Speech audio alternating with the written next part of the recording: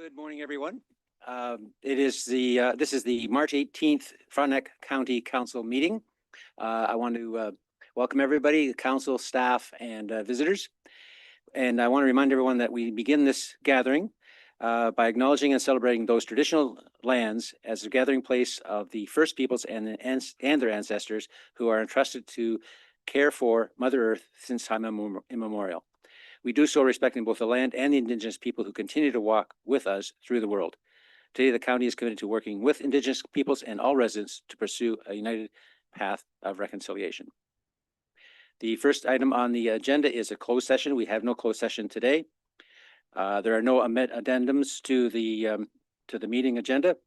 And I would ask, is there any disclosure of pecuniary interest and general nature thereof? Seeing none, thank you. I believe Madam Clerk will advise us on the delegation. Oh, my apologies. So adoption of minutes. Moved by Councillor Lichty, seconded by Councillor Greenwood Spears. Resolved that the minutes of the regular council meeting held February 18th, 2026 be adopted. Comments, questions?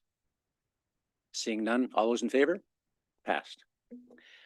Item number 6 is delegations and presentations, and we'll have Mr. Scott Reed join us, and I believe that will be at 10 o'clock.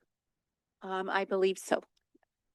So we'll proceed with the agenda, and when Mr. Scott comes on board, we will we'll revert to that presentation. Item number 7, proclamations. There are no proclamations. Item number 8, we'll move to Committee of the Whole, sorry. Moved by Councillor Gowdy, seconded by Councillor Leonard, that council adjourn and meet as Committee of the Whole Council with the Deputy Warden in the chair. Sorry, comments, questions? Seeing none. All those in favor? Approved.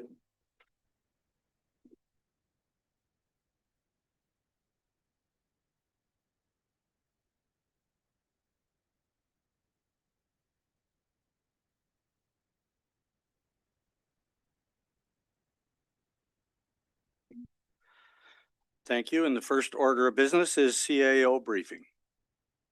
Mr. Farrell. Good morning, Warden, Deputy Warden, and Council. I'll take you through the CAO's monthly report for March, and as always, I'll touch on the key points and happy to answer any questions. So first off, to highlight a few items from my March schedule, the Governance Review Committee met on March 3rd to finalize the updated procedural bylaw. This is on the agenda later in the meeting, and Jeanette will provide Council with an overview of the proposed changes. On March 12th, I was joined by our new Director of HR, Michael Fisher, who many of you met prior to the meeting, along with our GIS Supervisor, Christy Elderhurst, on a tour of the Howe Island Ferry office and vessel. This was a good opportunity to engage with staff, and we are planning to return again in April during the ongoing dock work being undertaken by the MTO. After Council concludes today, Warden Saunders and I will be joining Susan and staff on a tour of Fairmount Home. This is an opportunity to showcase the facility and engage with staff and residents. The EOWC's Board of Directors is meeting Thursday and Friday this week to discuss the region's latest updates and chart the course for the upcoming year. Ongoing advocacy efforts continue to be tied to housing, infrastructure, healthcare, and economic resilience. Next week, I'll be attending a virtual Queen's course focused on organizational foundations and design.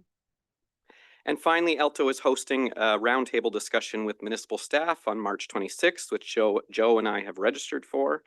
As Council is well aware, the proposed project and routes could have a significant impact on our communities, and MP Scott Reed is on today's agenda to discuss ALTO role with Council. A human resources update as of March 12th, 2026, there's been 74 postings, so a high number already. We're working towards getting our summer students with anticipated start date May 2026. That includes a planning student, an economic development student, as well as a GIS student. Our community development officer started March 2nd. We've recently had a St. Lawrence career fair. It was well attended and garnered lots of interest. Fairmount recruitment is ongoing as always with a number of positions, and paramedic recruitment is ongoing as well for part-time staff.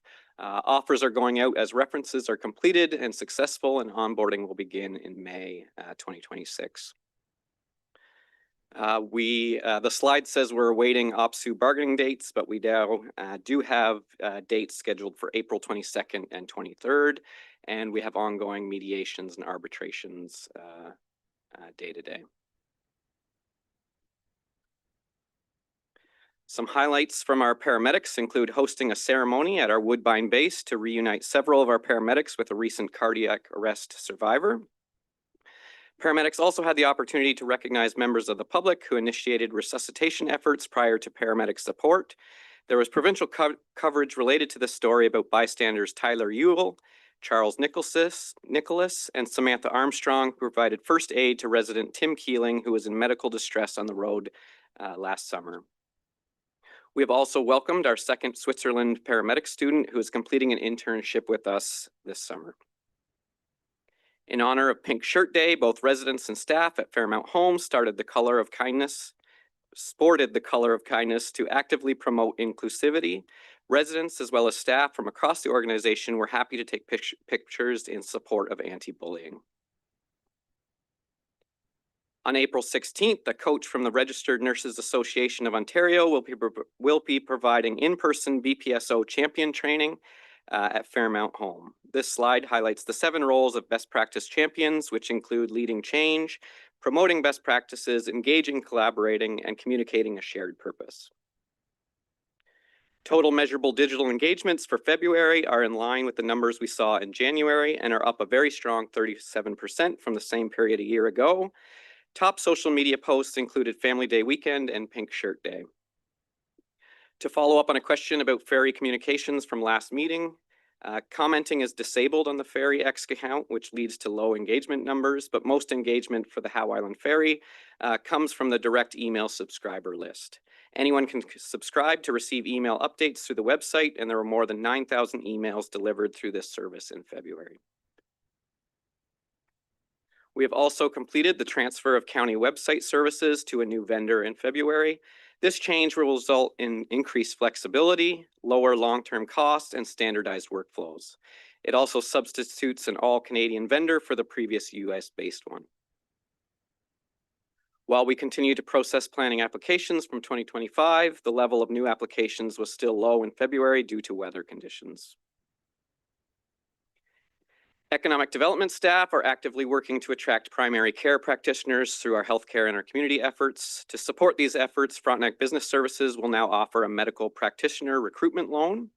This loan product seeks to address financial gaps for startup medical practices, particularly those led by recent graduates or newcomers who may face barriers in accessing financing. Up to $150,000 is available to medical doctors and nurse practitioners qualified to practice in Ontario and establishing a practice in our service area. I would like to take this opportunity to extend a warm welcome to Emma Stuke behind me here. Emma has joined the Economic Development team as our new Community Development Officer. She brings experience in land use planning, conservation, and local economic development. She studied planning at Dalhousie University, which Joe is a big fan of, and obtained a Master's of Economic Development and Innovation from the University of Waterloo. So very well represented. In her role, she will be supporting the economic development team's objectives related to economic infrastructure, housing, tourism, and food and beverage. So big warm welcome to Emma.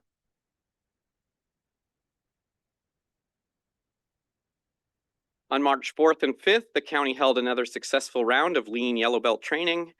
This was a great opportunity to bring together county staff from across our organization to learn the foundations of Lean Six Sigma and process improvement. A total of 11 staff members took part in this round of training. They were a very engaged group who are excited to take what they learned and apply it to improve workplace processes across our organization. A special thank you goes out to Christy Elderhurst, Susan Brandt, and Debbie Miller, who helped provide the training. And finally, an update on the proposed consolidation of conservation authorities in Ontario. Many of you may be following this, but after receiving feedback, the province has announced that they will consolidate the 36 existing conservation authorities into 9 regional CAs. Given these new parameters, Frontenac County will be covered by 2 conservation authorities, the Eastern Lake Ontario Regional CA, as well as the St. Lawrence River Regional CA, as you can see on the map in the slide. The province has indicated that funding and board appointments for the new entities will be the responsibility of upper and single-tier municipalities. More information and details are expected in the coming months with the aim of implementing these changes by early 2027. And finally, a big thank you to Alex Hammond. With Brianna returning in April, this will be her last county council meeting with us. So thank you for all your support and making sure everything runs smoothly in these meetings. So with that, thank you, council, and I'm happy to take any questions. Councillor Greenwood Spears. Thank you for the report, and thank you for the follow-up on the low usage for the Howe Island Twitter account. Are the rest of our Twitter accounts also not receiving any comments in? Because it's quite volatile what's going on in Howe Island with the current shutdowns that are going on with MTO, et cetera, and that. And then I have a follow-up question just regarding the conservation. So we might have to do this again and get back to you at the following meeting or send something out to council to verify that question in terms of the Twitter accounts. But I tried to highlight in my report today that most of the use is through our email service, and it notifies folks of outages or maintenance issues, things like that. Okay. And regarding the funding for the new conservation authorities and that, which will be with us for the upper tier and that, are you anticipating an increased financial impact since we're going to be covered off by 2 different conservation authorities? So at this point, I think it's too early to tell. The presentation from the province just indicated their path forward, and they indicated that they will provide further information as they work through the transition. So we're kind of in a hold, wait, and hear from the province. Councillor Smith. Thank you. When you have your ALTO meeting, could you please let them know that we have taken trains out of the Kingston station for all my life, and that's where the new train should be stopping so that we can continue to take trains out of the Kingston station. And not only is South Frontenac supporting Kingston's position, but so is Central and North. So let them know that, please. Any other questions or comments? I guess I have 1 or 2. The province can say they listened on conservation because they were only going to make it 7 and they moved it all the way up to 9. So they'll say we listened. The other part is there won't be any more appointments from our councils or your councils anymore. The appointment has to come from here. So that changes also. The other thing is, I think, to Fran's point, and that'll come up later in the meeting, but I think we should think about a resolution to something to that effect of saying that we should support the resolution of the city of Kingston, and the province of Ontario is saying the same thing. So at least that way, for what it's worth. Okay, if there are no other questions or comments, thank you very much. There is no unfinished business and there is no consent report. So we move to Committee of Management of Fairmount Home. Moved by Councillor Fowler, seconded by Councillor Smith. That the Committee of the Whole adjourn and meet as Committee of Management of Fairmount Home with the Deputy Warden in the chair. All in favor? Carried. So for report 2026-032, that is moved by Councillor Smith, seconded by Councillor Lichty. Be it resolved that the Council of the County of Frontenac receive the Fairmount Home Health Quality Ontario HQO Quality Improvement Plan QUIP report, and further that the Council of the County of Frontenac approve the QUIP submission to HQO. Questions or comments? Councillor Greenwood Spears. Hey, you coming up to the podium? Sure.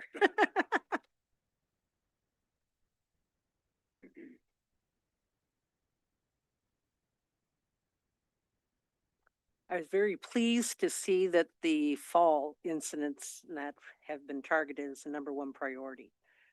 And I appreciate the rounding in that, which I mentioned a long time ago. So yes, great. And I just wanted to point out that one of the long-term care homes down by the Thames area, and that past London, introduced this back in 2018, and they ended up with over 70% reduction. And that's, so when I was looking at the figures that you're modestly applying for, and that, I'm really optimistic, and that it took them about 10 months and a few rounds getting everybody on board, but it'd be a dramatic improvement more than the 2%. And that, and I look forward to a much higher safety record for that. And congratulations, because that's exactly what you need to do in my view. Well, thank you very much. We see it as a kind of a multi-year, so although the target for this year is showing just a small decrease, we anticipate that it will be, you know, especially over a couple of years of an opportunity, it should improve. But again, and I don't know how much information has been shared with you, but you must know residents' rights, and residents do have a right, you know, if they do not choose to use the devices we provide, they don't have to, but we certainly have spent some additional capital funding to provide additional devices, and maybe electronic devices that let us know when residents are up and active and may need additional support, and as well the rounding you mentioned. So purposeful rounding, just for those who may not be aware, it's an hourly check on residents just to see what we can provide, any additional support we can, and it's an environmental assessment of their room or the areas that they're in, just to look for other risks that might be falls risks for them as well. But, you know, residents do have the ability to deny that assessment. It's their call, it's their home, and it's their space, you know, their room. I don't know if you have any other questions, but I did want to let you know, I did look at about 10 other local homes. And although Fairmount is around the 26%, the average of those 10 homes is around 19%. So although we are a little higher, and there are a few homes in the local area who are as high as we are, we're not significantly higher than our local peers. Thank you, Susan. Councillor Lichty. So Susan knows this is coming already. I went through this and I was shocked at the number of falls, like 28% in 30 days out of 128 residents and so on.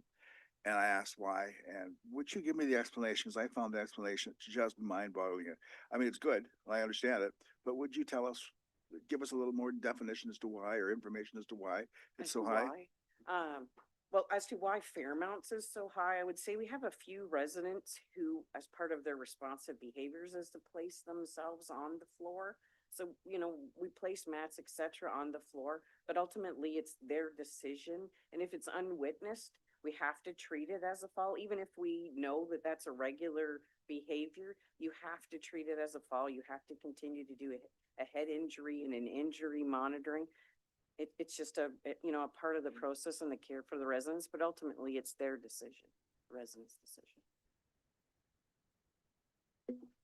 Any other questions or comment? So you've heard the resolution. All in favor? Carried. Thanks, Susan. Then we will return to committee. Return to committee of the whole. Moved by Councillor Greenwood Spears, seconded by Councillor Gowdy, that Committee of Management of Fairmount Home adjourn and revert back to Committee of the Whole Council.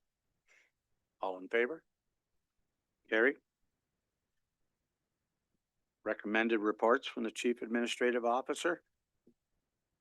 So through you, Deputy Warden Vandewaal, I'll just skip to the resolve clause, as this one's quite lengthy, and this is the corporate services support in the prioritization of full funding for the province of Ontario of the Kingston Health Sciences Centre redevelopment project. Therefore, be it resolved that the Council of the County of Frontenac supports the City of Kingston's motion on advocating to the province of Ontario for the prioritization and full funding of the Kingston Health Sciences Centre redevelopment project, and further that the County of Frontenac add its support in advocating to the province of Ontario for the prioritization and full funding of the Kingston Health Sciences Centre redevelopment project, and further that a copy of this motion of support be sent to the City of Kingston, the Kingston Health Sciences Centre, the Honourable Doug Ford, Premier of Ontario, the Honourable Sylvia Jones, Minister of Health, Deputy Minister of Health, the Deputy Minister of Health, the Secretary of Cabinet, the Honourable Kinga Surma, Minister of Infrastructure, John Jordan MPP, Lanark Frontenac Kingston, and Ted Shue MP Kingston and the Islands, urging immediate advancements of the KHSC rebuild in the provincial capital budget. Any questions or comments? Councillor Greenwood Spears. Thank you. I have a concern in that it's talking primarily about the redevelopment of the existing hospital on a new site, which implies that the existing hospital would also be closed. And when you look at the facts and figures, when it's servicing as a tertiary hospital, 650,000 people, we should not be down to basically one tertiary hospital in that. I would be much happier if they were advocating for a new hospital that's specialized perhaps in surgeries, et cetera, and that, and leave the other for medical and cancer treatment. And that I think we're still going to be underserviced. And I'm very concerned as to how many beds would be associated, because in previous new hospital builds, you actually end up with fewer beds than what you had in the existing hospital. So I am concerned with this. And I would like to have more details on it before I support it.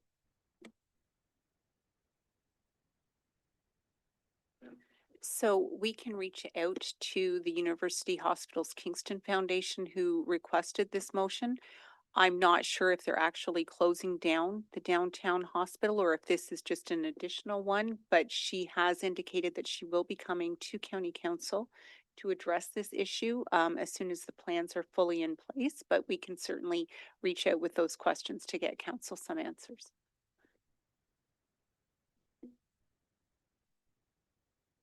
I just want to say that I'm sure there's been many people look at all of the numbers and facts and all that. So I'm prepared to support it as it is. Sorry. That's I'm drawn. all right. Councillor Gowdy, sorry. That's right.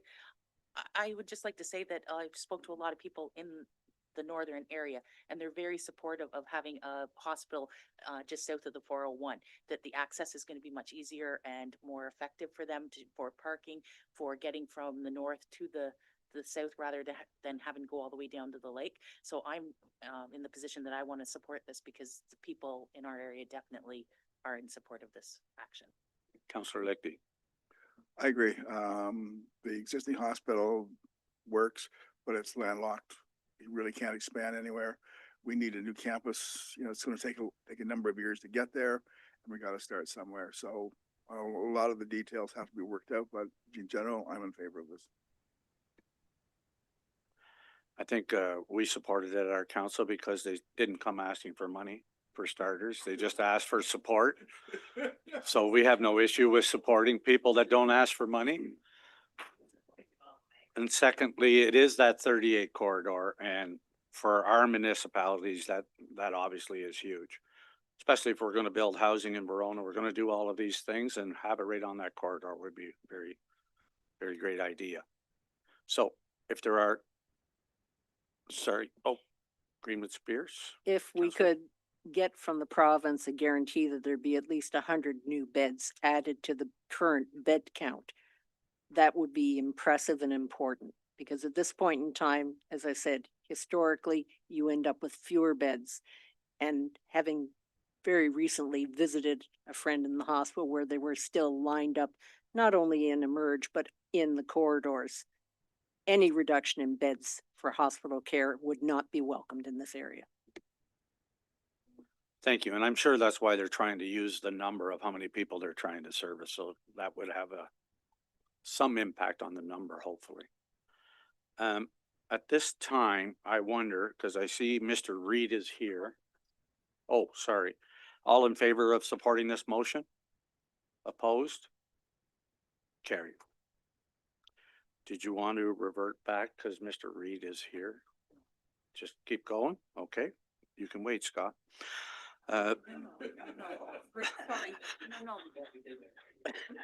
What? You said keep going. Back to council. Oh, No, go ahead. okay. Sorry.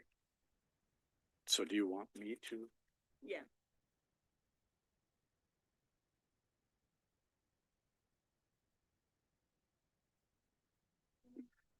Okay, we're we're going to revert back to delegations and presentations because we do have with us MP Scott Reed, and he is going to join us and address the ALTO train concerns. So if you're ready, Scott, we are. Mr. Reed. Just Scott. Scott is great. Yeah, Giant Tiger, everybody called my dad Mr. Reed, and so it always feels weird when anybody says it to me, and I feel like my dad's in the room beside me. Yeah, first of all, I wanted to thank you for agreeing to fit me in at an awkward time in your schedule. I know this is not normally when you'd have a presentation of this sort. My excuse for not being there in person is that this morning at 9 a.m. I was making a presentation to the Lanark County Police Services Board in Perth on the subject of putting defibrillators into the OPP cruisers. I'm making a similar presentation tomorrow in Charlotte Lake for the Frontenac Police Services Board, and just the timing to get from Perth to you in person wasn't going to work. So I'm grateful, as I say, that you've accommodated me. I wanted to talk a bit about ALTO. I don't think it's any secret that I'm opposed to ALTO, and obviously this is a matter of considerable importance to Frontenac County. I am aware of a resolution from South Frontenac dealing with the opposition to the south route. I believe North Frontenac has passed something similar dealing with the north route, and my position is that I'm opposed to both.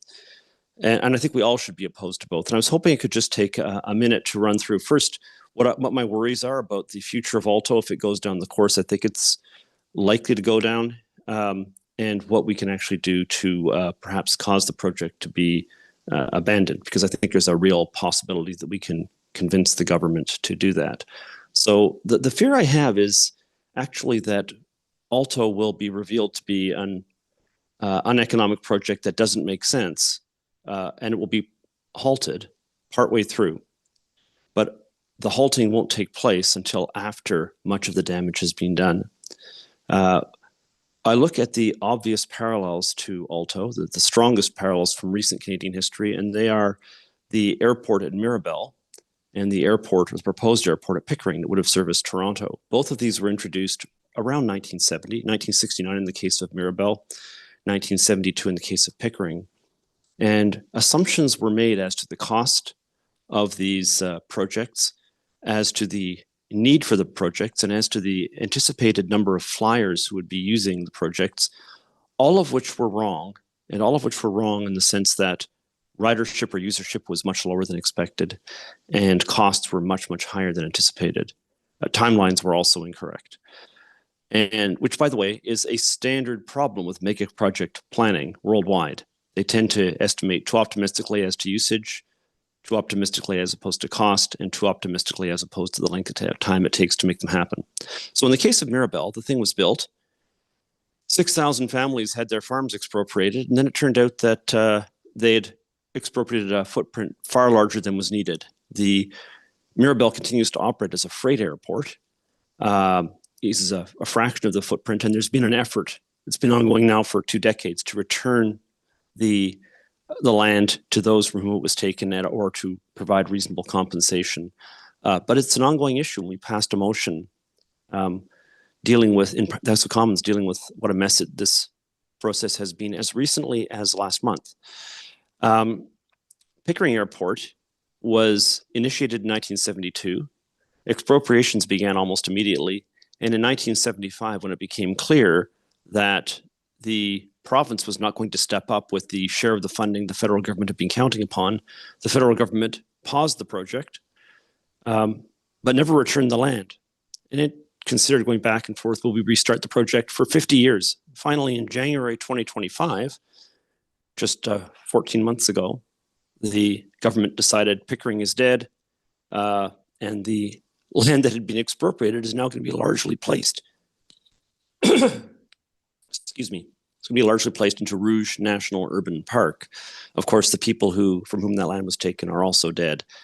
Their lives were messed up for the sake of a project that really never had a realistic prospect of happening. I think this is the future of ALTO, quite frankly, that it will be started. The people who are organizing the project, the consortium, will have an incentive to take care of creating as many sunk costs as possible in order to convince the government to continue going, because we have to justify all the money that's been lost. One of those sunk costs is likely to be costs associated with expropriations. And I'm very worried that expropriations will occur along the 1,000-kilometer route, and then the project will be abandoned with perhaps one stage built or perhaps no stages at all, depending on whether the Mirabel model or the Pickering model is the one that we're looking at as our guide. So that's the fear. In terms of what we can do to oppose this in a way that is actually going to have an effect on the government and cause them to reconsider, I want to suggest the following 4 points. And when I'm done with that, I'll stop my presentation. The first is, as I mentioned, I think it's very important that we be opposed to ALTO full stop, not to the north route, not to the south route, but to both. I know that many people will lose interest when a year from now the final route is announced and either the north or the south route is abandoned and the other is adopted. But I think that as long as we take the position that it's okay to expropriate that guy's land over there and not my land over here, we are effectively engaging in something that can be easily characterized as NIMBYism, not in my backyard. And I think that largely is self-defeating.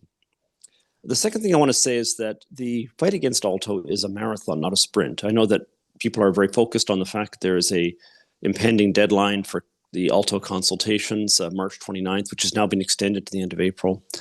And we should work as hard as we can in that period. I don't want to discourage anybody from engaging in activity in that period, but I think it's important to recognize that, that is not the end of the process. There will be a lengthy process over a period of years during which it will be possible to convince the government to reconsider what it's done. Just as it was possible to cause the government to reconsider at Pickering and actually abandon its position. So I do think that is a really important thing to keep in mind, is that we have to keep on working on this with a long-term goal in mind. The third point I want to make is that I believe what will sink ALTO and convince the government to abandon it is this: there is no business case for ALTO. I've just written 2 separate articles for 2 different newspapers where I go through the lack of a business case, and I could go through it in detail with you.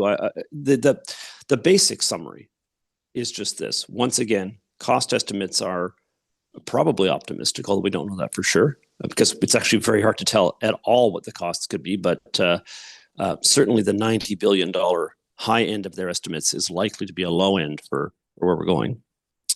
And that cost is extraordinary. There are 40 million people in Canada. Notionally speaking, that makes 10 million families of 4. This is $9,000 for every family of 4 across the country as the cost to build the thing. Then when we operate it, there's a strong case to be made that the ridership will be far lower than expected or anticipated. Given ALTO's utopian projections here, they project 24 million riders a year. And it's important to recognize that right now, if you take all people traveling Ottawa, Montreal, Toronto by rail, and all people traveling Ottawa, Toronto, Montreal by road, and all people traveling Ottawa, Toronto, Montreal by air, it adds up to less than 24 million. So they are assuming that 100% of road, rail, and air traffic from the 3 cities will be incorporated, and then some. If you do that, and if the cost comes in at their lower estimate, then the thing actually runs an operating breaks even. But if that doesn't happen, we're looking at an ongoing operating deficit just to make the thing run, on top of the cost of paying for all that financing. You have to pay the interest on $90 billion over a period of decades, adding up to, at current interest rates, about $3.5 billion a year just for interest. There's no business case to be made. This is something which no investor would actually invest in unless, like the people in the current consortium, you can be confident that you're making a profit from each stage and that someone else will ultimately foot the bill if it turns out that the whole thing is unprofitable. And the somebody else, of course, is the taxpayers of Canada. Finally, there is no environmental case for this. One of the strongest arguments in favor of it has been it'll take all these cars and planes and put them out of service as people use electric rail, which is more efficient. And I won't deny that a decade from now, planes will still be burning jet fuel or kerosene. But 2035, which is the most optimistic year for ALTO to come online, is also the year in which Canada, by law, is moving to a regime where only zero-emission vehicles can be on the roads, or more correctly, can be sold. Old ones can stay on the roads. So we're looking at a situation in which our laws already anticipate zero emissions from auto traffic. All new cars from 2035, I assume 10 years into that process, there'll be zero gas cars on the road at all. ALTO is supposed to pull this carbon out of the atmosphere by removing cars. It has limited efficacy in its first year, zero efficacy from its 10th year onwards. So I submit that if you were budgeting entirely in tons of carbon dioxide emitted, there is no business case either. I believe that these are the considerations that will cause people in the rest of the country to say, we don't want this. We don't want to pay $9,000 per family for a project that we're never going to benefit from. We don't want to be hoodwinked as to the benefits to the environment. We don't want to see our children and grandchildren saddled with extra debt.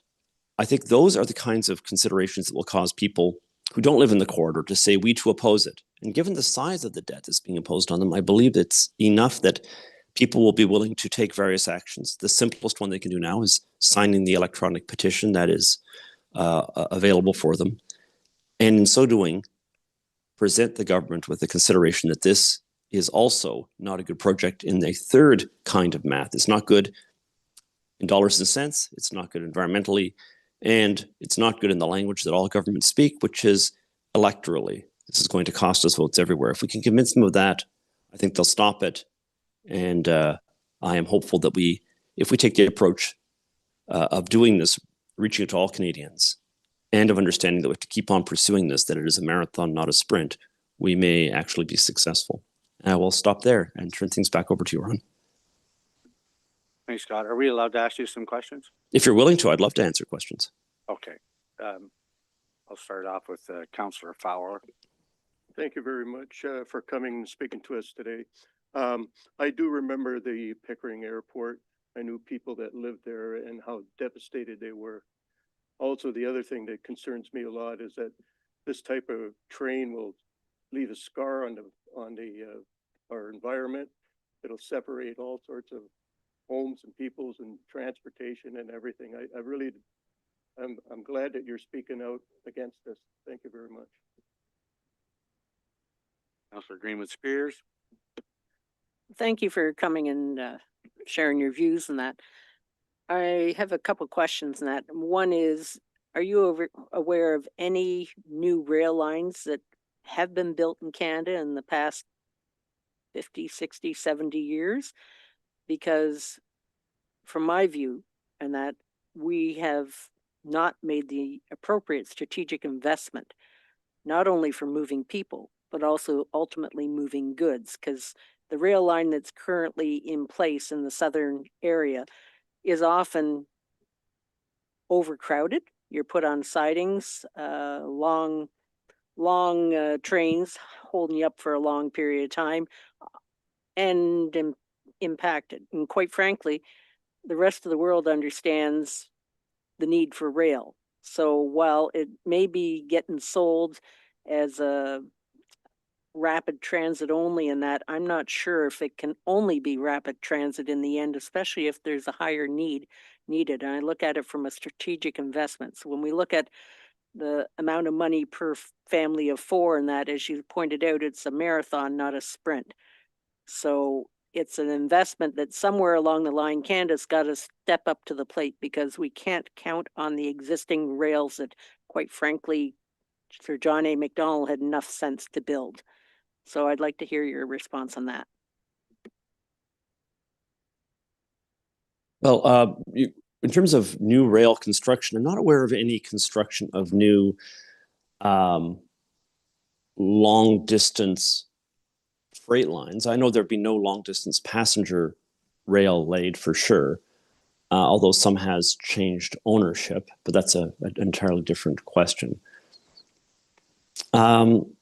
In terms of urban transport, there are a number of rail projects that have been underway. In Vancouver, there was one. There's one that's just opened up in Montreal. You see it as I've forgotten the title, Réseau Métropolitain or something like that. You see it as you're driving in the highway into Montreal. That's this long elevated railway that's just come into service. Ottawa has the O train. There've been various subway extensions in Toronto, some of which I think have been better than others. I'm a big fan of the up train from Union Station to Pearson Airport. I think it makes both hubs more useful. Other extensions I think have been very problematic, and the tendency has been for them to be much more expensive than anticipated. The O train is about 50% over budget, for example. I think, though, you were really asking about intercity transport, and one of the options that has been suggested as an alternative is you've heard people saying, well, we should take ALTO and run it down the Highway 401 corridor. There may be a case for laying a new track down the Highway 401 corridor. I have a suspicion, although I'm far from an expert on high-speed rail, that you could not actually run the train down the middle of the corridor between the east and west going traffic, which I think is what's being suggested, for a variety of reasons, and have it still be high-speed rail. High-speed rail, for example, requires extremely flat levels. The grades must be very, very flat. Curves have to have at least a 7-kilometer radius, which I might be wrong about how this works, but I believe what it means is you took a circle and drew a radius of 7 kilometers out and had traced that circle. That's about how great a curve they can handle at high speeds. I don't think Highway 401, the direct corridor, would permit that. But that leads you to the obvious thought that maybe what we're talking about here is enhancements to our existing rail service. It's not high speed, but it can be made higher frequency. And as someone myself who uses via relatively frequently, I used it just last month to go to Toronto for the purpose of catching a plane. I left from Kingston. It would have been a lot easier for me and less expensive if it were more frequent. I had to stay overnight in Toronto in order to accommodate this particular way of doing things. I had to add that bill to my place, the price of the train ticket, plus the time and inconvenience. If there were more frequent trains, that wouldn't have been necessary. And before high speed was proposed, high frequency rail was being promoted. There was a parliamentary committee that reported on the merits of high frequency rail as recently as about 14, 16 months ago. So I think enhancements to our existing rail line, the least utopian of solutions, getting rid of certain conflict points with the freight lines that it's on now, building track in certain spots, I think that would make more sense. It would also have an additional advantage in that people along the entire freight line, not just people in Ottawa, Toronto, Montreal, Quebec City, and what's the other place they've got in there? Peterborough, would be able to benefit. But people in Kingston, Brockville, Smith Falls, etc. Like if we put in ALTO, one thing we can be certain of, I know there are promises to the contrary, but one thing we can be absolutely certain of is that the existing Via Rail, which already runs at a loss, will be canceled. And that means all of the people in intermediate stops will lose their ability to get by rail from point A to point B. And that's simply because everybody who is going from Toronto to Ottawa to Montreal, which is, 75% of passengers at least, will opt for the high-speed option. That will mean that these trains are running essentially empty. We will simply not be able to afford the enormous cost per passenger of taking people from Kingston to Toronto or from Kingston to Ottawa. So that'll be gone. And this is a real danger. The problem with the system they've introduced to Montreal, aside from the fact that it's over cost and ridership is lower than expected, is that in order to boost ridership and cut overall transit costs, the Montreal Transit Authority has been eliminating bus routes that replicate where it's going. Well, the bus routes have more stops. So now it's harder to get, if you happen to be on the route but not close to one of the stations, it's harder to get around Montreal as a result of this high expense rail line being put in. So you have to be careful what you wish for. But I think the least utopian solution is the one that makes the most sense, and that is augmentations to the existing Via Rail service to allow it to have more frequent trains and to have less frequent delays. I, Warden Saunders. no, I know you'll have more, but we're gonna get around it, This so is- get back to you.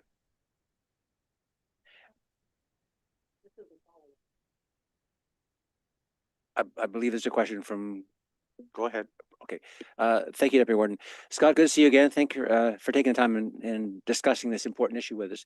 You've 2 points, I guess. One is your comment was it will have no benefit, no economic benefit to Eastern Township, sorry, the Eastern Ontario. My belief is it'll have a negative impact on the majority of Eastern Ontario. So people who are currently traveling the 401, people who use the current train system to do business and move back and forth, those folks will be, I guess, somewhat eliminated or whatever. So I think it's more of a negative effect on the majority of Eastern Ontario as opposed to no economic development.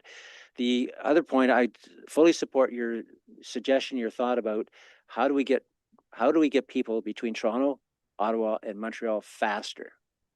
And high speed is one way. The other is reduce number of stops, more track, more equipment.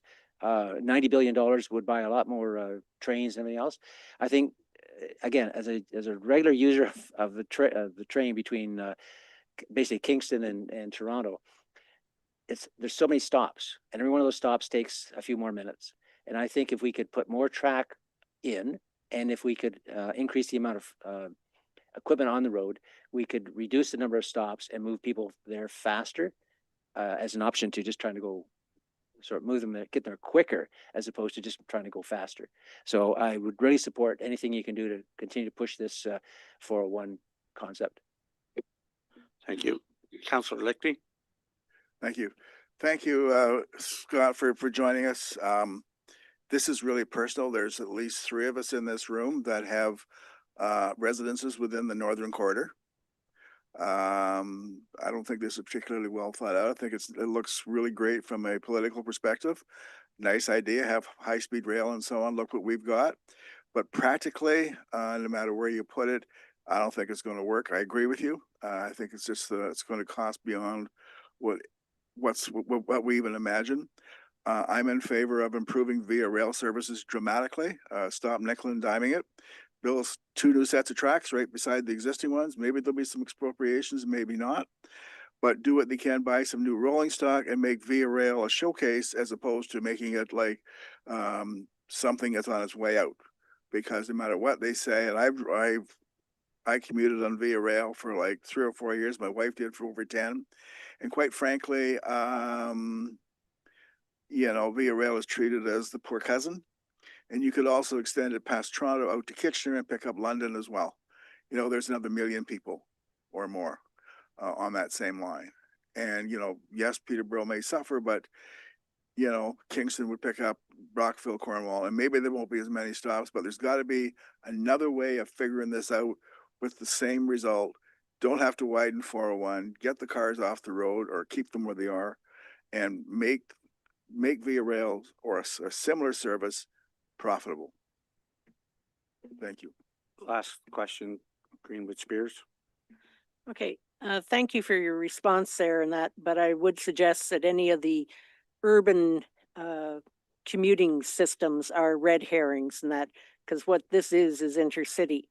And that now whether or not the business case can be made for it purely as high speed for passengers, as I pointed out, I'm more concerned actually for the continued support of industrial freight and movement as well. So I'm wondering if this thing can also be used for that, because the North has been so isolated for so long and there's so much potential there, including everything from James Bay to Churchill to the mines and that.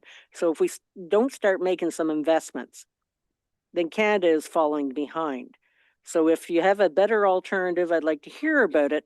But I look at the Eglinton subway system and it cost a bloody fortune and I'll probably never ever use it. So sometimes, urban cities and smaller communities need those investments. But this particular rail line and that, I look at it that we haven't built the rail we need for the 2nd largest country in the world. We've got to start with something. If you got something better, I'd like to hear it. Thank you. Well, okay, so in response to the various things, Councillor Lichty suggested the idea of extending Via Rail out from Toronto to its various suburbs or exurbs. I think that's a good idea. I actually think that the logical way to do that is not via the Via Rail system, but rather via further extensions to the GO train system. So the GO train already runs out to Hamilton, goes as far east as Oshawa. It takes a large number of commuters, and as in addition to that, there's a GO bus system which goes as far as Niagara Falls. I actually took that bus to hook up with the GO train at Ancaster, and then took that to Union Station. It was doable. It was a long trip, but it was doable. And I think that what Peterborough really wants is actually is GO train service to Toronto, to downtown Toronto. I think that places north and west of Toronto have similar views. I think that would be the logical place in terms of commuter traffic. That's a little harder to do in Ottawa, where we tore up all the rail going into the city. I've been in MP for a long time. At the very beginning of my first term, the Carleton Place to Ottawa rail line was torn up and replaced with a commuter track, or with a track for bicyclists and snowmobilers and so on. That was probably a really bad idea. With regard to the question about extending our freight lines, it's an interesting one. You could run a further line in parallel with one of the existing lines, a double track, one of our lines, in order to allow a greater accommodation for freight, either along the freight line that runs relatively parallel to the 401, or the one that goes further north and passes through Titchborne and Parham. That's a possibility. I don't know about the economics of it. I do know that when it was suggested in 1979 or 1980 by Joe Clark as one of the items in his election platform to double track all the way from the Atlantic to the Pacific, it turned out that was a very, very costly measure, and a lot of fun was made of him for having done something that sounded good but turned out not to be as good in practice. So I think something that's different than simply a single line is probably the best answer, but you need to get an expert on freight to better answer that question. For what it's worth, though, it is worth mentioning that superior rail transit for freight would have the effect of taking some truck traffic off of Highway 401. And anybody who drives 401 knows that the car traffic is less of a danger to your safety than the truck traffic is. I myself, in 1999, narrowly avoided a collision with a truck just west of Kingston. Skidded off the road. He couldn't see in his rearview mirror because where the sun was, and switched lanes into the passing lane when he was a car length ahead of me. I skidded off, smashed my car against the guardrail, and I'm frankly very lucky to be alive. So anything that takes truck traffic off of Highway 401, I think would be both a benefit to public safety and probably would relieve a significant amount of congestion issues. But that is my non-expert opinion. I just have a couple comments and just one question that you can answer for me. My biggest fear is the expropriation part. I think they're going to expropriate it. They might not put the fence up, but they're going to expropriate everybody's land, and then they're going to have this hanging over their head forever and never, it won't go ahead. I'll almost guarantee that 90 billion if they get the Ottawa, Montreal, which is the first leg, they'll probably use up half of that, and then they're going to go, oh my goodness, this will never work. Secondly, I see the Senate is already questioning all the numbers and questioning the use and the need for this rail. And I guess I thought we invested provincially and federally in the intellectual highway of cell towers and connectivity, which we've all been talking about for the last 10 or 15 years. We were supposed to move intellect, and now this train is supposed to move intellectual people between Toronto and Montreal. Well, I thought that's what we were doing when we did the cell phone. So I guess my question is, do you think resolutions make a difference? Municipal resolutions? Yes, I think they do. And I'm glad you mentioned that, because one of the things I'd meant to mention that I forgot to mention till this very moment is this. every so often I get a resolution that has been enacted by a county council and then passed on to other county councils around the province of Ontario. And I think if something like that were concurred in by many different councils, it would be sent to the relevant MP. That would mean multiple parties would receive it.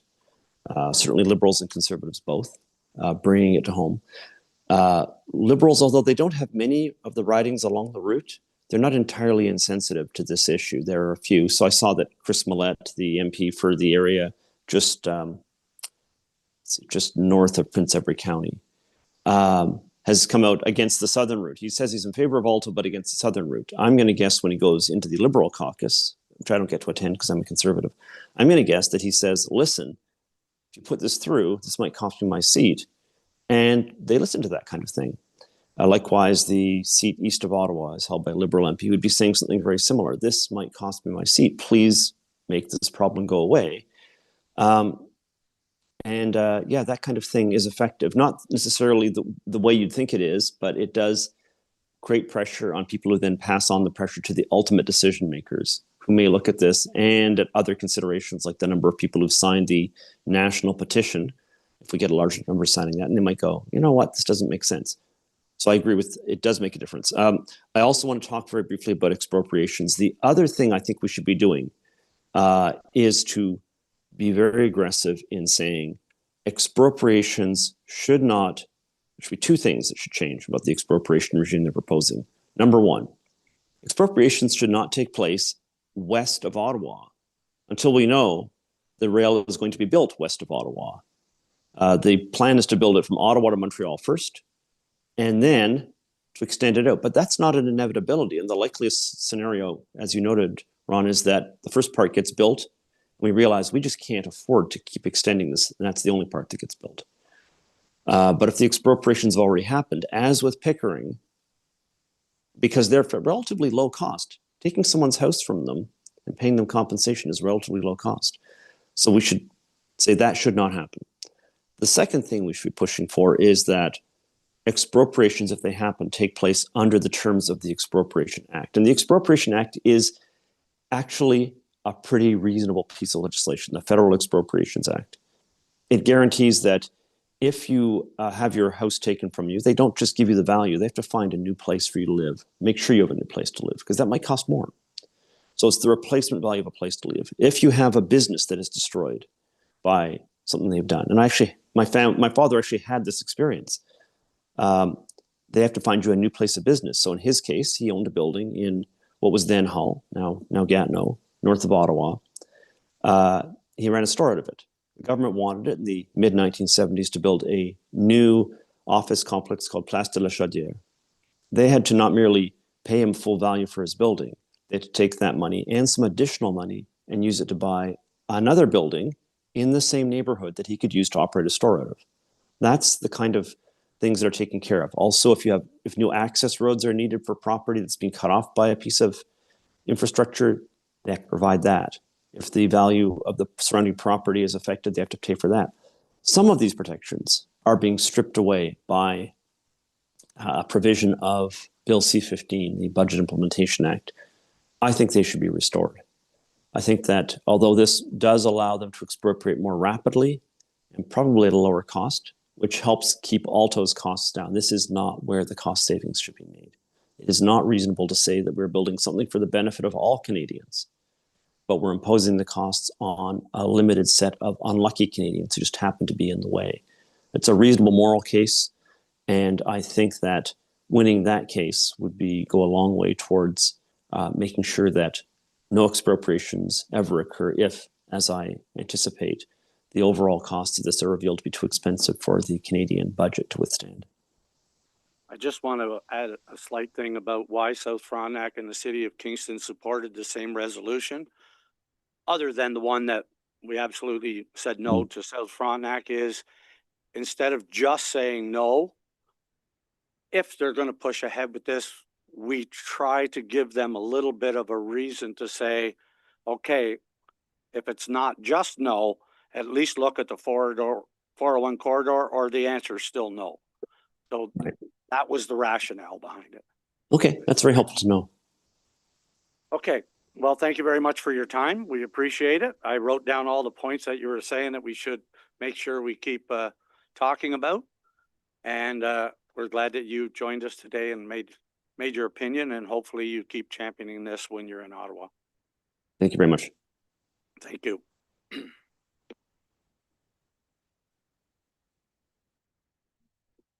So at this time, we're going to go back to 13.2, which is a report from Corporate Services Wolf Island Community Medical Clinic Funding Agreement.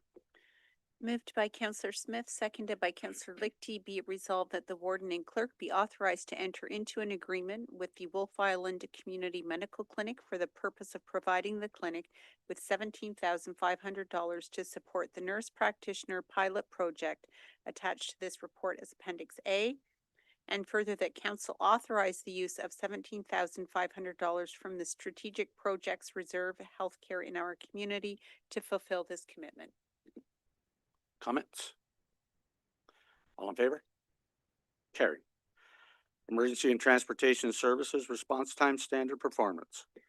Moved by Councillor Greenwood Spears, seconded by Councillor Gowdy, be it resolved that Council of the County of Frontenac receive the Emergency and Transportation Services 2025 Legislative Response Time Standard Performance Report, and further that the 2025 Response Time Standard Performance Report outcomes for the County of Frontenac be reported to the Director, Emergency Health Regulatory and Accountability Branch, Ministry of Health, as required by legislation. Questions? Councillor Greenwood Spears. Thank you. Hello? On your report in that on page 3 in that under the ambulance service review, the last sentence, not meeting our response time standard will likely be the finding of their service review report. Are you anticipating negative repercussions from this? Because as you know, you'll never hit all the response times because of the lack of response time for Frontenac Islands. So as you're aware, we do have a review from the Ministry of Health every 3 years to maintain our license. It would be a finding in that report, but there's no negative consequences other than it being a noted finding within the report. I don't anticipate that'll affect our license. Councillor Fowler. Have you seen improvements since this model's been implemented? It's really hard to tell because we're not comparing apples to apples. We switched over to MPDS, which is a new dispatching software in February, and previous response time standards were on a different dispatching system, so the two aren't even very comparable. Councillor Lichty. Thank you for putting this together, Mark. I appreciate it. It might be helpful if we had a total number of calls for each CTAS number or in each color code with the new system.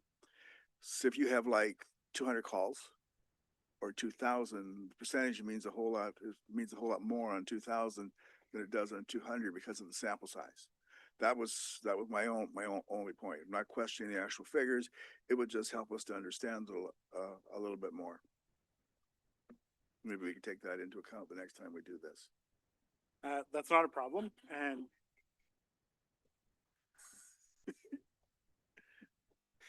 we can pull that, and this information comes from the ministry itself, from their ADDS program. Not all the time are all CTASs accurately recorded within that system, but I can pull those reports with the information from the ministry. Councillor Greenwood Spears. Okay, and just to build on that, since it came live in 2025 February, when is your audit being done by the Ministry of Health? We just had that done in April of 25, so it'll be 28 when I expect that the next one. This is just preparation for what the result is already going to be saying then. this report. You already know that the audit is done, nothing can be changed. We're gonna probably be caught, not meeting response times. Potentially, yes. Okay. My only comment is going to be, we've had a meeting with regional mayors here 6 months ago. We talked to Napanee mayor, and he said that their volunteer firefighter are switching over to the same amount of time and using the same code as paramedics. And it has hugely reduced their cost on volunteer firefighter. And I'm sure you already know that South Frontenac is looking at reaching out to the county because we also are going to change our response times. Because if paramedics don't think they need to get there in 1:20, why are we going out in 15? So that's coming forward and we're working on it as we speak, but we are going to look at those response times also. And I believe our tier response agreements are due for updates as well, so it's a good time for that. Councillor Smith? Central Frontenac wants to be a part of that because 3/4 of our expenditure is on first response. And in the daytime, we don't really have the people around to do that. So the ones that are there are doing all the responses. So for sure, we're in. Well, and on that note, and I don't want to belabor it, but if fire gets called out in 15 minutes and you know the ambulance doesn't have to respond for an hour, then what is the point of fire really? I'm not saying they can't make a difference, don't get me wrong. But if it's not that code or that critical, then yeah, the resources are used up for medical, 60 or 70% of our calls. So very good. Thank you. And I am, yes, all in favor of receiving the report? Carried. Information reports from the Chief Administrative Officer. Are there any questions on 14.1, 2, or 3?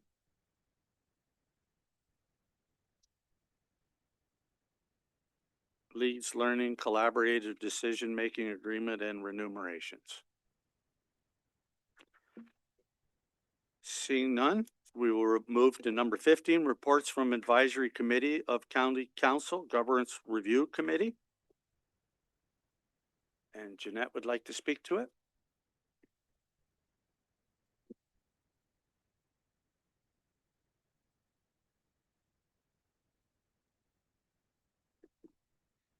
So thank you, County Council. So first off, I did want to thank the Governance Review Committee for all of the work that they've done on reviewing this procedural bylaw and the opportunity for staff to learn from that committee, because the procedural bylaw is council's bylaw. It governs your actions. So it helps us learn because the administrative body thinks just a little bit differently than the political body. So thank you to that committee. So I just wanted to give a high level of some of the changes that have come with this bylaw this year. I'm not going to go through the administrative changes, which you will see in section, I think it's section 1 of the recommendation, which asks you to approve the administrative or housekeeping changes. So just to note on that, there was about 26 typographical errors and a few housekeeping ones. So I'm just going to speak really right now to the high level ones. So the first thing the committee did was they've added 2 new definitions. One is the motion to reconsider, and the other one is the motion to suspend. And you can see them there on the screen, so I won't read them. The other major change is it's going to change the role of the deputy warden. So currently the deputy warden takes the chair when we move into committee of the whole. So that will now change, and it will be the warden that is going to stay in the meeting for the entire council meeting.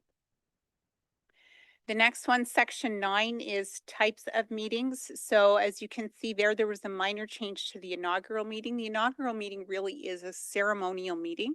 So we've removed the appointment to external boards. This will also give some members of council who might be new an opportunity to think about these different boards that they can be appointed to, do a little bit of research and opt to whether they want to put their name forward or not. There were some concerns expressed at the committee meeting that this may cause a disadvantage to the new Southeast Public Health Board, simply because they're going to be going for 2 months without a board representative from the county. And I suspect it will be from other municipalities as well, because all municipalities fall under the same act and the same guidelines and timelines for their new council. So I have reached out to Dr. Oglaza. I reached out to him after the February meeting. He has not returned my email yet, so I'm guessing this may not be a huge issue for him. I did follow up again this morning, but I can certainly look at that again. The next one there is electronic meetings. So section 9.15 allows councillors to participate electronically, but it's only under certain conditions. And those conditions are that if the county is in a declared emergency, or if it's due to a significant weather event or infrastructure disruption. So infrastructure disruption has been added, and this will account for if there's issues with the 2 ferry services that we have here for county members. The other one was if a member is ill or injured or has a family health issue or is on parental leave. The other one is if a member has been duly appointed to an external board or committee.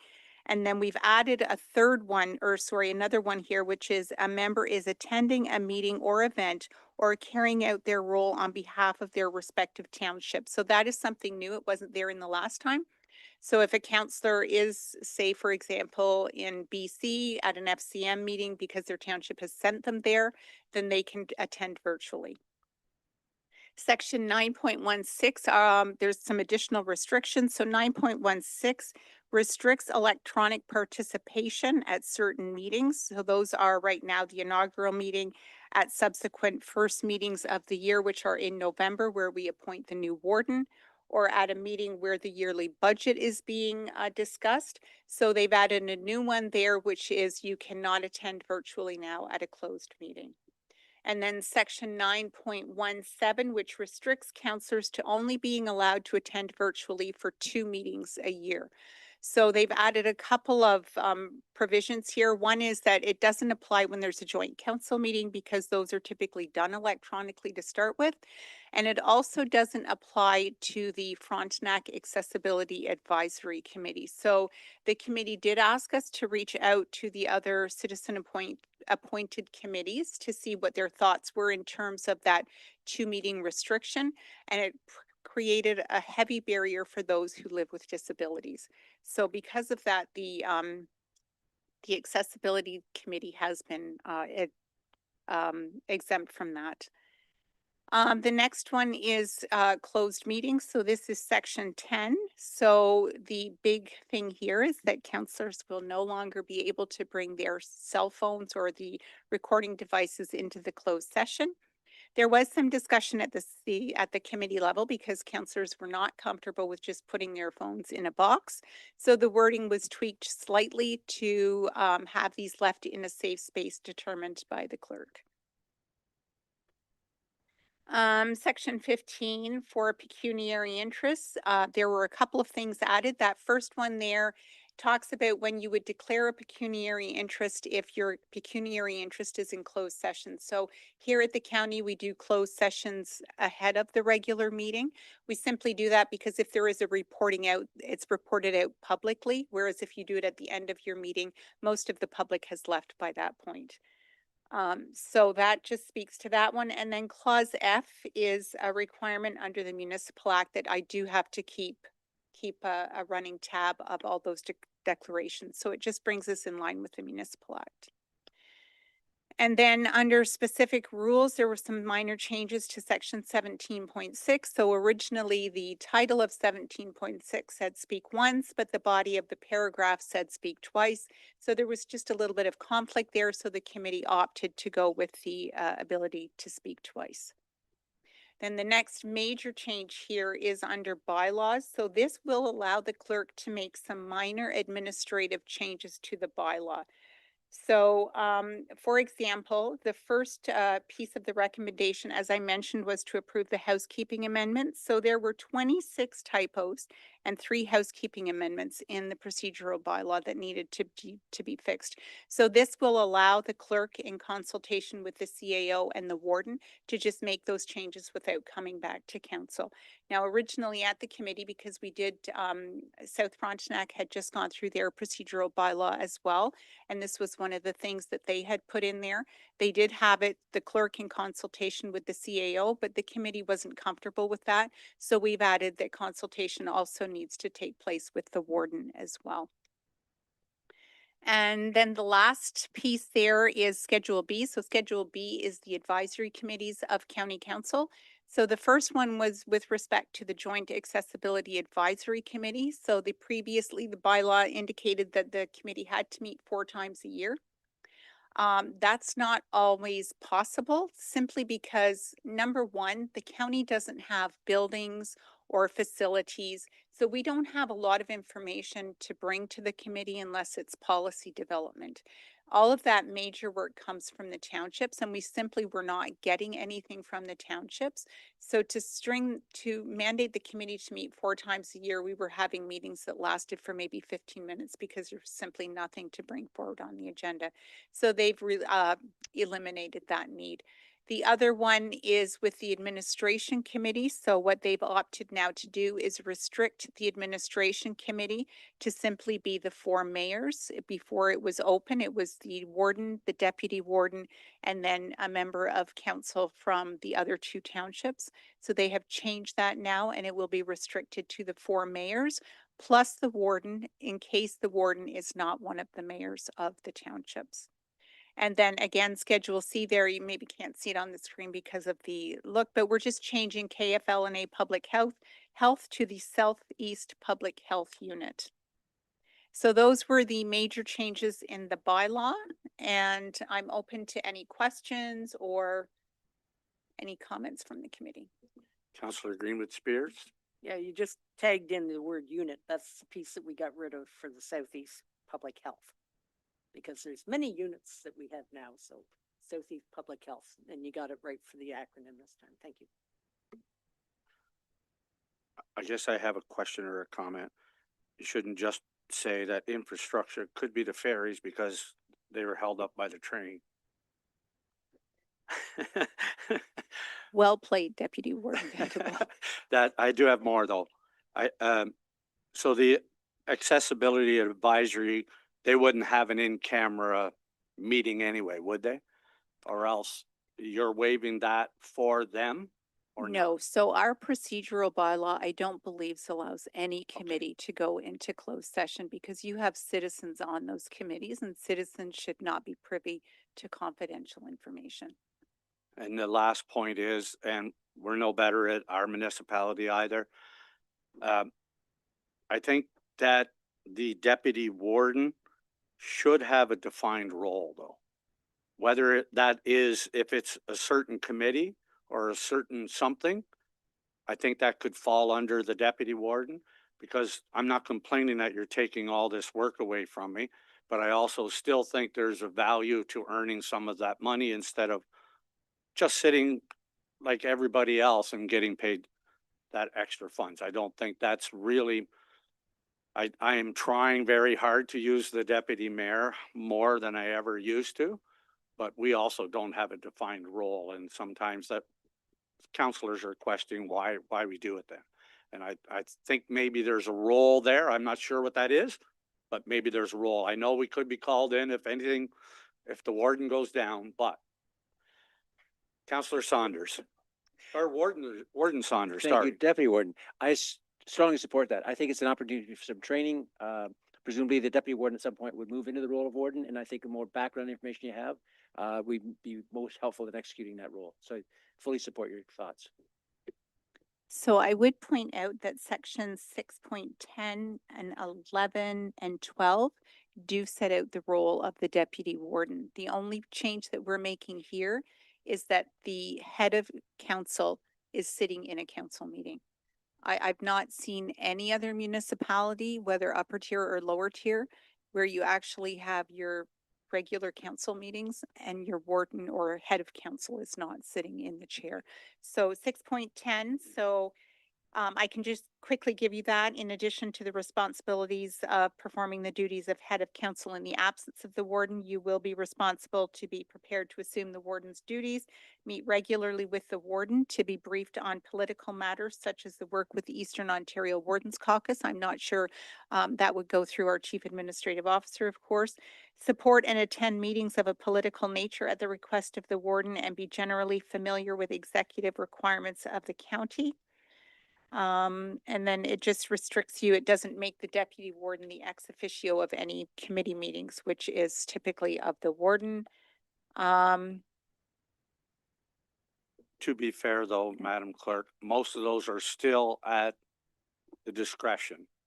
And so I'm just saying, not because I'm in this chair, but I think unless you define it to say the warden and the deputy warden should meet with the CAO at whatever, then it's not going to happen. Chances are it won't happen. So I just think I mean, you don't have to do it today, but I just think there should be a couple of defined situations where the deputy warden is either included with the warden in whatever that is. I know the role of the deputy, just like the deputy mayor is if something happens or he can't fulfill it, of course you're called. But if you have somebody who's involved in everything, that usually doesn't happen very often. So I think there could be a defined role somewhere. That's all I'm saying. So to speak to that, and again, this is council's procedural bylaw. This is not staff's, this is council's. So we're certainly open to, if council would like to refer back to the governance review committee that they meet and look at some other defined roles for the deputy warden, we're more than happy to do that as well. But that would be council's call as to see where you want to take that. Councillor Greenwood Spears? Thank you. Since I haven't got a pecuniary interest in this, I don't either.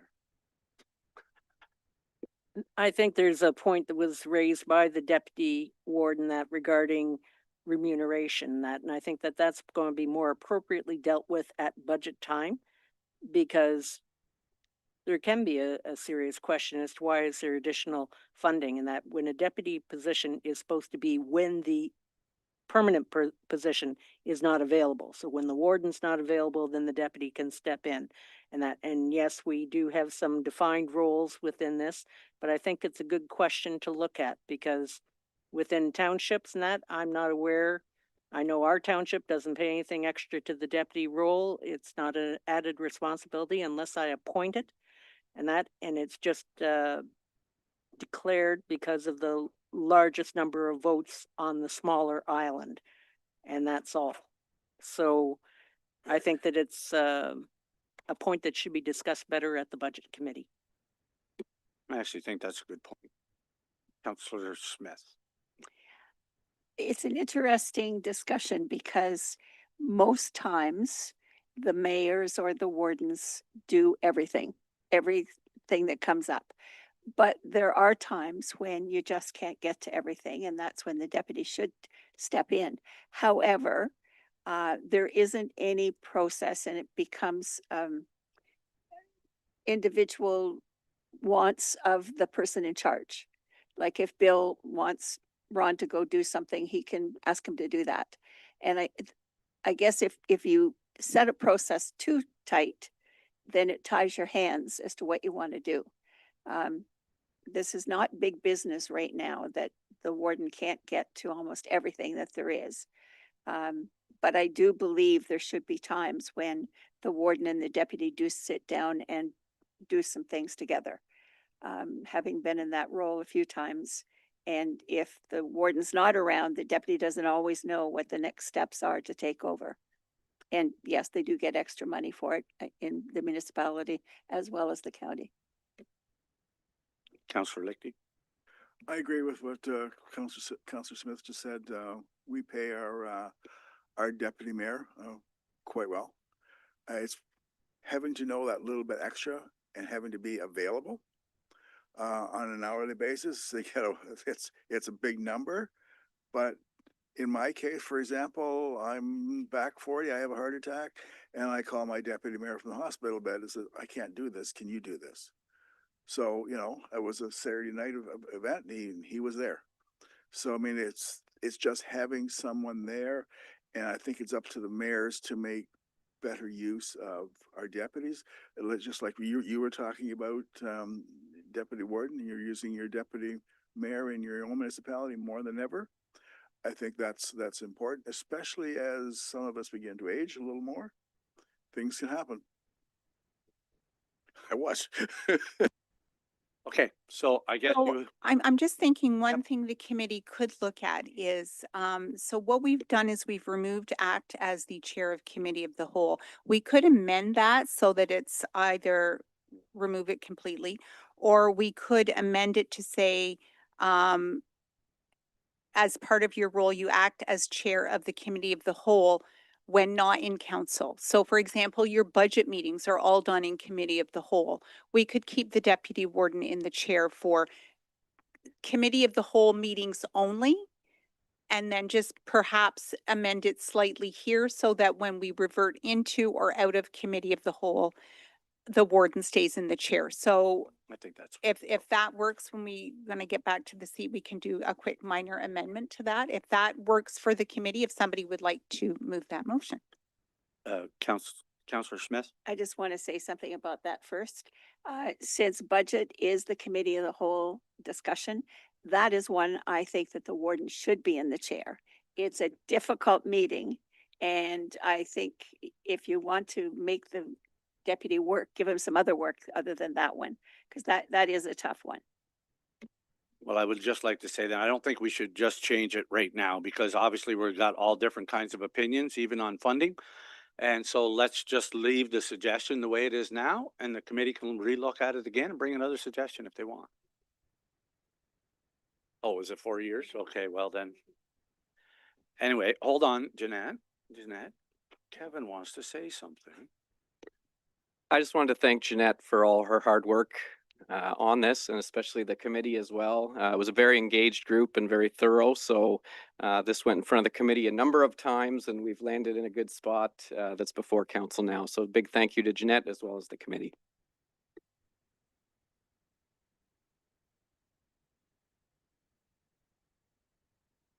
She's a taskmaster.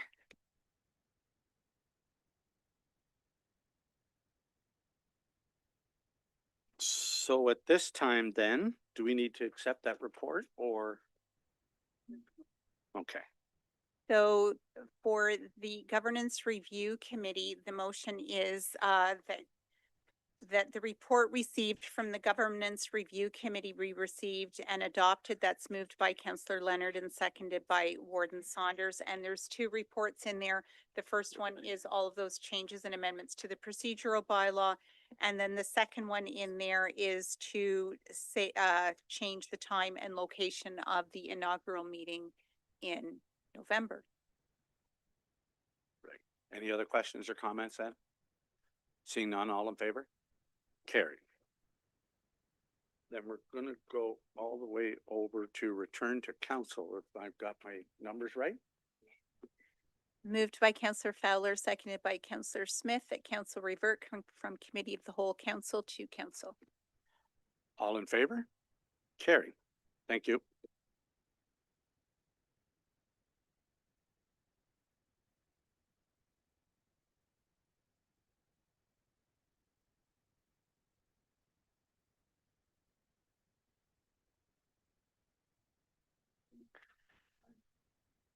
Can I ask council to recognize the outstanding performance of our deputy warden as he's moved into his last? I think you get a retirement pin. I do want to take an opportunity to make a comment. I would suggest that based on that lively discussion we had around the ALTO train, if there's any member of council who's interested in bringing forth a motion to get council. No, I'm not quite there yet. These are just comments, which I'm not allowed to make. So I would encourage council member to bring those motions, notice the motion to the next council meeting. The other is adding to Deputy Warden Vanderwall's comments. These should be opportunities of learning for us as we continue to build and grow community involvement in our whole municipal process. So I welcome Deputy Warden Vanderwalt's comments about looking for opportunities to share the load, spread the word around, spread the knowledge around. I personally can tell you that this is somewhat of a steep learning curve.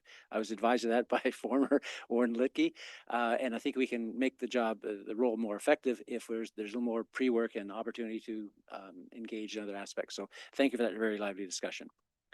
We'll now return to the agenda, with apologies to Madam Clerk. Item number 17, report of the Committee of the Whole. Moved by Deputy Warden Vandewall, seconded by Councillor Smith, that the report of the Committee of the Whole Council be adopted and that the necessary actions or bylaws be enacted.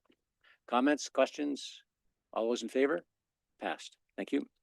Item number 18, there are no notices of motion which have been given, and number 19, giving notice of motion, since none were presented, we will move forward. Item number 20 is communication. Oh, apologies.